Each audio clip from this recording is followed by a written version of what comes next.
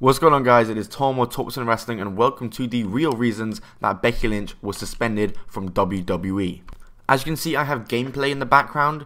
That's something I want to start doing for these videos, just have some gameplay in the background, because I want to do some WWE 2K on my channel, so this is probably the best way to do it. So Becky Lynch was just suspended from WWE by Stephanie McMahon after saying that she refused to see a doctor and get checked up on by a WWE doctor, as her knee is injured. So this suspension, there was no date given. It wasn't a 30-day suspension, a 60-day suspension. She was just suspended until she got cleared by a doctor and went to see a doctor. And I think it's pretty obvious what this is leading to.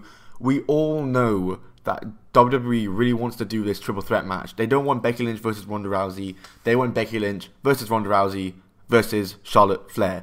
And I think this suspension is what is ultimately going to lead to Charlotte Flair being added to the match. They'll have, since there is no date attached to it, you know, if there was a 30-day suspension, she'd be back in time for Mania. But since it is until she gets checked by a doctor, it's going to drag on, it's going to keep going. She's not going to get checked by a doctor until Becky Lynch is effectively removed from the match, and they'll set up some sort of like tournament or something that Charlotte Flair will win, and making her facing Ronda Rousey. But then Becky Lynch will return and announce that she's been cleared by doctors, therefore putting her back in the match, making it a triple threat. I think that is exactly what's going to happen. If that's not what this is for, then I don't know what it is for. But yes, I'm very interested to see where this goes, but I'm very confident that that is probably the angle they're going with.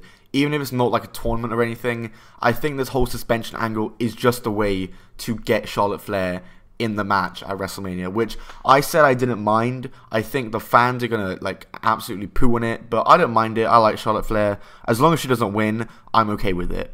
And another thing that I was thinking was maybe, and I don't think this is gonna happen, this is a very slim chance of happening, but it's a possibility that Becky Lynch faces Stephanie McMahon at WrestleMania instead of Ronda Rousey, and Charlotte faces Ronda. Like I said, I don't think this is happening at all. If it did, I'd be very unhappy, but it's a possibility. You know how WWE are. I mean, could happen. I hope it doesn't. I really, really, really hope it doesn't. I really hope Becky Lynch faces Ronda. If Charlotte gets thrown in there, again, I don't mind. It's just as long as she doesn't win, because if anything, I prefer the triple threat over just Becky and Ronda, to be honest. So yeah, those are the reasons why Becky Lynch was suspended. The segment itself was actually really good. For once, Stephanie didn't bury one of the female talents on the mic like she usually does.